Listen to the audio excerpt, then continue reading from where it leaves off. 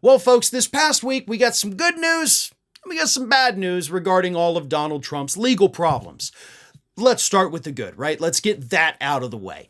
The good news is that in the state of New York, the New York Supreme Court handed down a ruling from a panel of judges this week saying that no, we are not going to lift the gag order, and that gag order against you, Donald Trump, is going to remain in effect until your criminal sentencing, which of course is now November 26th, because Merchan doesn't want to be seen as interfering in any way with the election. Although, I gotta tell you, Judge Merchan, you really should have made that decision after the debate, because at this point, sentencing Donald Trump on the original date of September 18th, I don't think it's going to sway the election at all. Donald Trump killed his own campaign Tuesday night, so sentencing him on September 18th might have actually done the Republicans a favor, which I guess then would also technically be election interference. So I get it. I'm not happy about it, but I get it.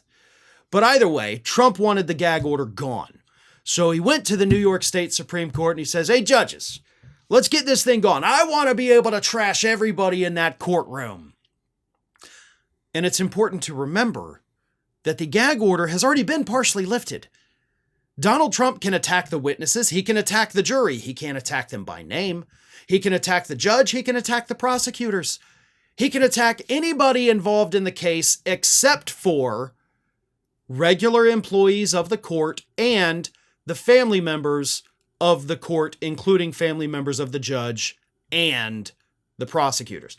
In other words, nothing preventing Donald Trump from talking about the facts of the case, even the witnesses. But he still wants it lifted.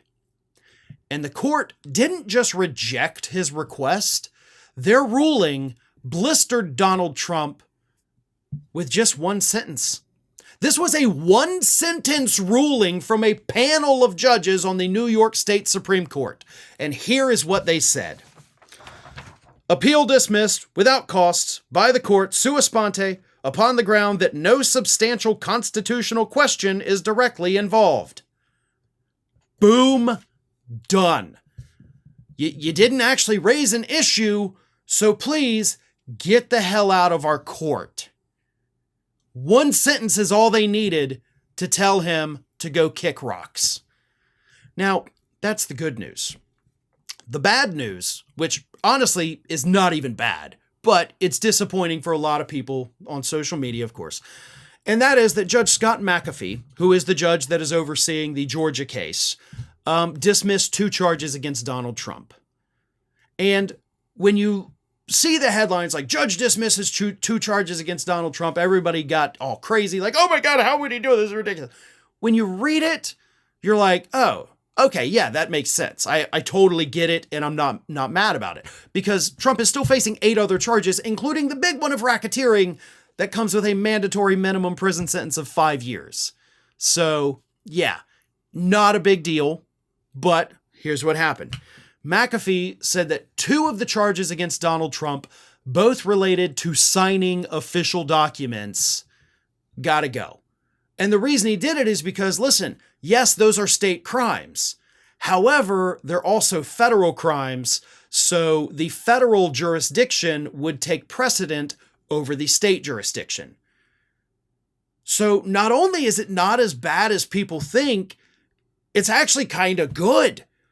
Because what Judge McAfee is saying here is like, listen, we could do it later. What has to happen first, though, is that the federal government has to take a shot at him. If they choose not to, then you could. Or after they do it, then you could. So, we're jumping the gun a little bit here on these 2 things, signing the document and signing an official, certified mail thing. You could do it later. You just can't do it right now. Let's see if Jack Smith wants to take it. And if he says no, then you can do it.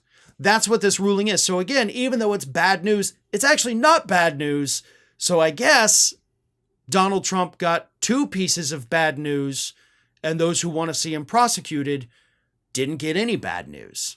That's one way to look at it. And we'll see if Jack Smith decides to take up these charges, because he absolutely could do that. Hi, everyone.